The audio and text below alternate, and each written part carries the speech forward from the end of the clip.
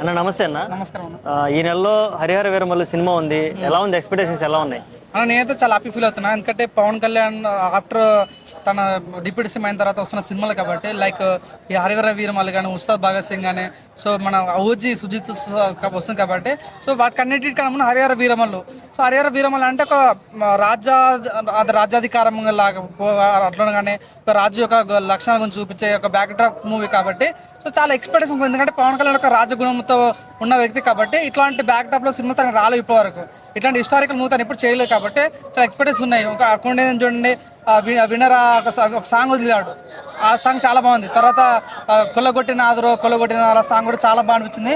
ఈ సినిమాలో మెయిన్గా నిధి అగర్వాల్ తన హీరోయిన్ అని వేస్తుంది.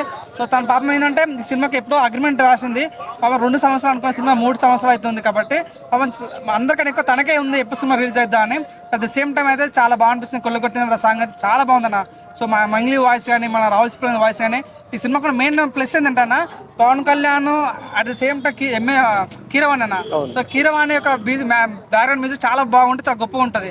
సో నాకు అనిపించి మొన్న చాలా సినిమా చూసినప్పుడు కూడా దీనికి కీరవాణి బ్యాక్గ్రౌండ్ మ్యూజిక్ ఇచ్చుంటే ఇంకా వేరేలో ఉన్న ఫీలింగ్ కలిగింది. సో నాకు నమ్మకం ఉంది 100% హరిహర వీరమల్లు కూడా మెయిన్ ప్లేస్ అంటే పవన్ కళ్యాణ్ యొక్క చరిస్మా కానీ, అట్ ది సేమ్ టైం మన డైరెక్షన్ కూడా చాలా మంది డైరెక్టర్స్ మారుతూ ఉన్నారు అనమాట. క్రిష్ అంటారు, ఇంకోసారి వేరే ఎవరు అంటారు కాబట్టి, సో నాకైతే నమ్మకం ఉంది మంచి సినిమాలో కంటెంట్ కనిపిస్తుంది అన్న. డైరెక్టర్ మారుతారు అంటే అర్థం చేసుకో ఎంత పెద్ద కంటెంట్ ఉంది సినిమాలని. సో నాకు నమ్మకం 100% హరిహర వీరమల్లు ఈ నెలలో రాబోతే మంచి హిట్ కొట్టాలి మనస్ఫూర్తిగా కన్నా.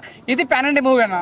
సో పవన్ కళ్యాణ్ లైఫ్లో పాన్ ఇండియాలోకి అడుగు పెడుతున్న ఫస్ట్ మూవీ కాబట్టి 100% మా కొద్దిగా క్యూరియాసిటీ ఉంది, మా వాడు మంచి హిట్ కొట్టాలి. ఆల్రెడీ పవన్ కళ్యాణ్ అంటే పాన్ ఇండియా పొలిటీషియన్ బయట టాక్ ఉంది, ఇప్పుడు పాన్ ఇండియా హీరో కూడా ఎదుగుతున్నాడు కాబట్టి మంచి హిట్ కొట్టాలి. సో మంచి సినిమా రావాలి, మంచి సాలిడ్. ఎందుకంటే రాజకీయాలతో పాటు సినిమాను హ్యాండిల్ చేయడం గొప్పతనం కాబట్టి, సో ఆ విషయం ఆల్ ది బెస్ట్. సినిమా చాలా గొప్ప ఉండాలని మనస్ఫూర్తి కోరుకుంటున్నాను. ఓకే, ఇప్పటివరకు పవన్ కళ్యాణ్ చేసిన మూవీస్కి ఈ మూవీస్కి గెటప్ అనేది చాలా total different, concept different, background different.